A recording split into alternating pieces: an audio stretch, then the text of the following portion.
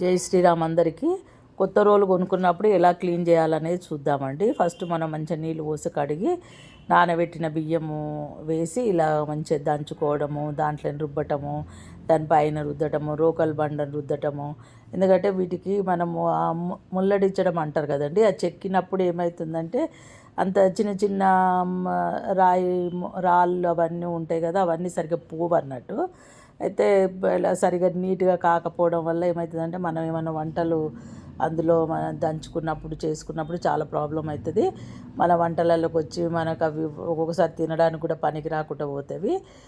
అందుకోసం అని ఏంటంటే ఫస్ట్ ఇలాగ మనము బియ్యంతో ఇలాగ క్లీన్ చేసుకొని దాని తర్వాత మంచిగా కడుక్కొని అప్పుడు ఆ రోలు కూడా మనకు లక్ష్మీ స్వరూపం అండి. ఎందుకంటే పెళ్ళిళ్ళలో వాటిలలో వాడతారు మన హిందూ సంప్రదాయంలో. అయితే మంచిగా దీనికి కూడా మంచిగా పూజ చేసుకోవాలి, అప్పుడు వాడుకోవాలి. Please like. జై శ్రీరామ్ అందరికీ. మనం కొత్త రోలు కొనుక్కున్నప్పుడు ఎలా క్లీన్ చేసుకోవాలనేది చూద్దామండి.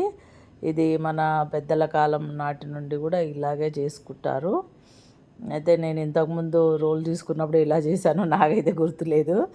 అయితే ఇది అది కూడా చిన్నగానే ఉంది, కానీ దానికంటే ఇంకా కొంచెం చిన్నది కావాలనుకున్నా. అంత చిన్నగా దొరకలేదు. ఇది కూడా కొంచెం పెద్దగానే ఉంది, కానీ దంచేది మాత్రం చిన్నగా ఉందండి.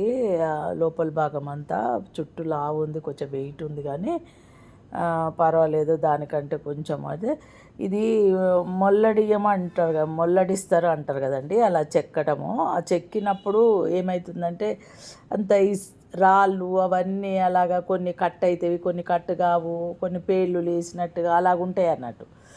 అటువంటప్పుడు ఏమవుతుందంటే మనం అందులో ఏమన్నా దంచినప్పుడు చేసినప్పుడు అవి మన వంటలలోకి రావటము, మనకు పంట కిందికి రావటం, అలాగా మనం వండిన వంట కూడా వేస్ట్ అయిపోతుంది దీన్ని సరిగ్గా క్లీన్ చేయకుండా వాడినాం అనుకోండి.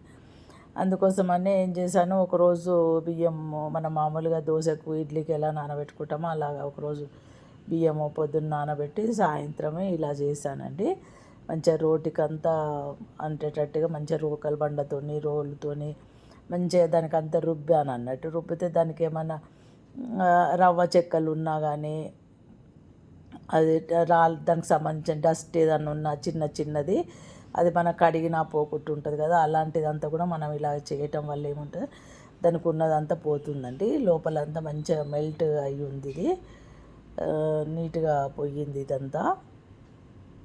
అందుకోసమనే మనం ఇలా రోల్ని అయితే ఇలాగా క్లీన్ చేసుకోవాలండి. ఎప్పుడైనా కానీ కొత్త రోలు కొన్నప్పుడు మాత్రం కంపల్సరీ ఇలాగ క్లీన్ చేసుకోండి. క్లీన్ చేసుకున్న తర్వాత మనం శుభ్రంగా కడుక్కోవాలి. మళ్ళీ ఒకసారి మంచిగా నీట్గా కడుక్కొని ఆ బియ్య పిండి అదంతా పెట్టేట్టు కడుక్కొని మంచిగా ఇది పూజ చేసుకొని వాడాలండి. ఊరికే అలాగ వాడొద్దు మనము. ఎప్పుడైనా కానీ ఒక్కొక్కరు ఒక్కొక్క రకంగా చేసుకుంటారు. మామూలుగా అయితే టెంకాయ కూడా కొట్టవచ్చు, పువ్వులు పండ్లు టెంకాయ పెట్టి. ఎందుకంటే రోల్ అంటే కూడా మనకు లక్ష్మీ స్వరూపమే.